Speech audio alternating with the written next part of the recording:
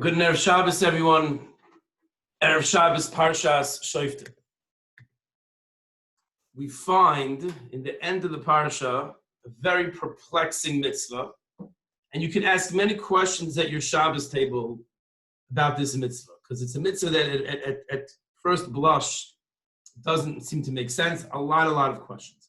The mitzvah of Egla Rufa. What happens? Nebuch, a person is found to be murdered outside of a city, in a field, and you have to come and measure, take some tape measure, and measure the closest city to the dead body. We measure it, we find the closest city. The Zikanim and the Kahanim of that closest city have to go to what's called a Nachal Eson, a barren valley or a barren field, and they take an egla. They take a calf, a female calf, who's a year old, and they break its neck in the field. They wash their hands, and they say, our hands were not responsible for spilling this innocent blood. We did not murder this individual, and they daven Hashem, please be mechaper, atone for Klal Yisrael.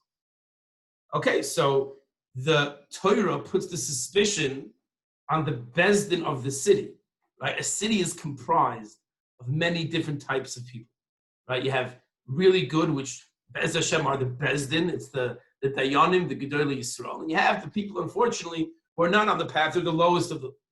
And a person's found dead outside the city, and it appears to be a murder, foul play. Who are you going to suspect murdered this individual? Says the Torah that the Bezdin, the Ziknei Ha'ir, L'cha'ira, they're responsible for what happened to this unfortunate individual. Ask your children, how do you explain that? Why is the Torah assuming that it's the fault of the Bezdin that this person was murdered outside the city? Why is the Bezdin's fault? We're not the first to ask this question. Rashi, in Pasuk Zayin, this is in Parak Chaf Aleph in Pasuk Zayin, Rashi says, "V'chi also al leiv." You think it entered anyone's heart, anyone's mind, sheziknei Bezdin, shavchu damim, shevchei damim, that the elders of Bezdin, the Gedolei Yisrael, they are the murderers? Is it oila al das?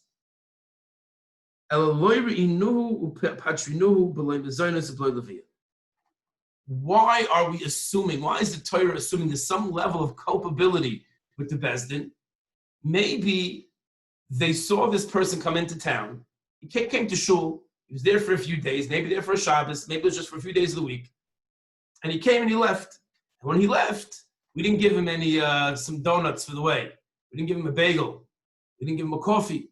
We didn't walk him out of the town, of the shul, of the place. We didn't walk him out and give him a little, escort him a little bit outside the building. We didn't do that. Therefore, it's the responsibility of the Bezdin, who set these laws of etiquette, who are responsible for creating the culture in the city, that this city did not see to it. This person was taken care of when he left, so it's the Bezdin's fault that he died, that he was killed. Okay, so that's answers our question one, but then it comes to question two. How can that kill a person? How does it kill a person, the fact that he left the city without a meal, without being escorted? How does that lead to death, to a murder? So we can explain this in three ways, at least three ways. I want to share with you three answers that I hope you will share at your Shabbos tables this Shabbos.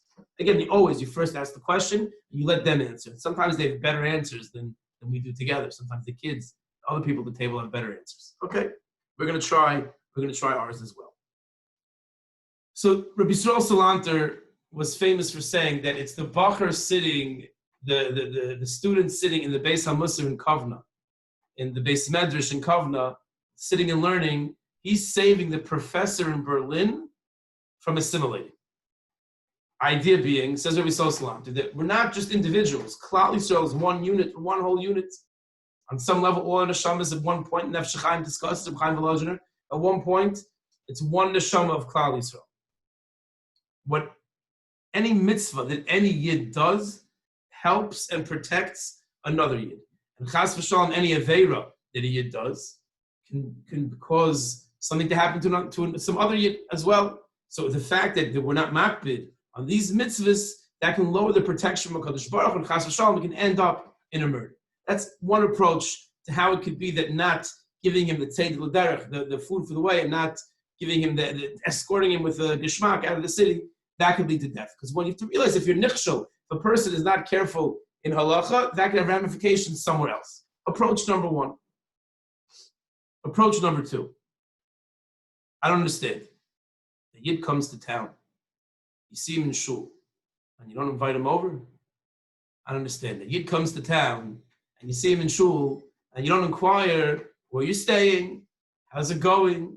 How can I let someone come into the shul and I don't go over to him and I don't find out how long are you here for? Oh, you're going back Tuesday evening. Can I give you a ride to the airport? Can I arrange an Uber for you? Can if something in the kitchen here, come take a drink, take a bottle of water with you on the way. Maybe you'll be thirsty. If we don't do that, if a city wouldn't do that, okay, that's a slight pigia in kavod ha'adam. There's something called kavod ha'adam, which means having honor for a person, for a human being, a tzelem elokim. So we respect and we help people. Not helping a person, not giving him that little bottle of water to the airport.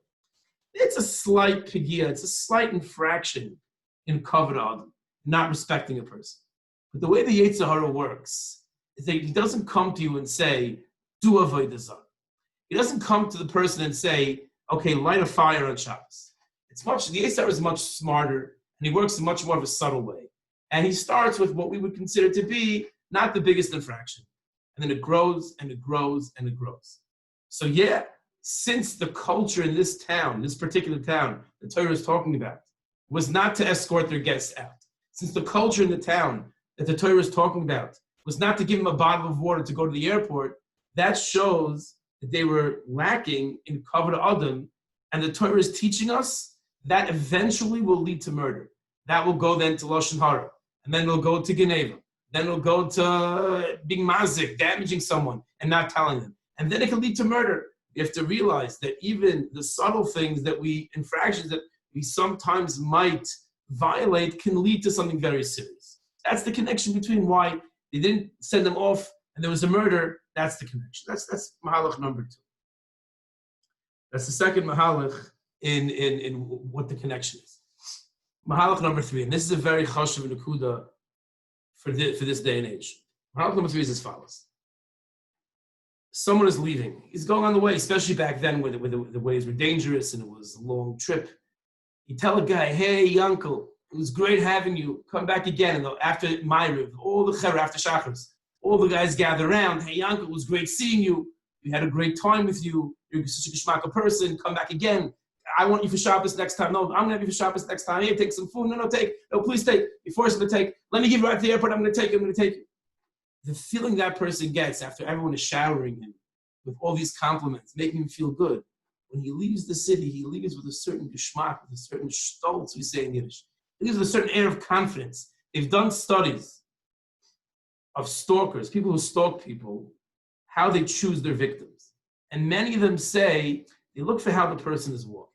If he's walking all posture straight, with confidence, if he's a chosh of a person, he's walking out, we're not going to start up. If the person who's walking meekly and he's trotting along, that's an easy target.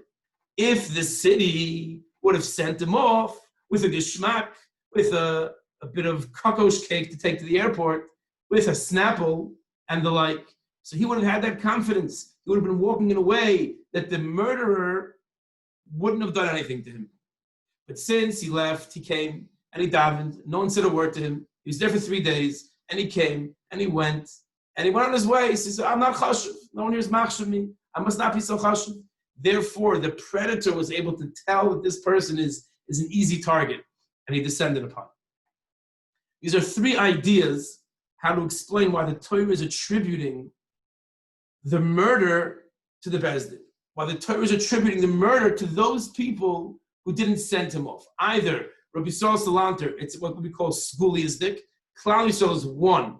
And if I'm strong in my mitzvahs, I'm going to save him. And if chas v'shalom, I'm not strong in my mitzvahs, I can put some other yid in danger.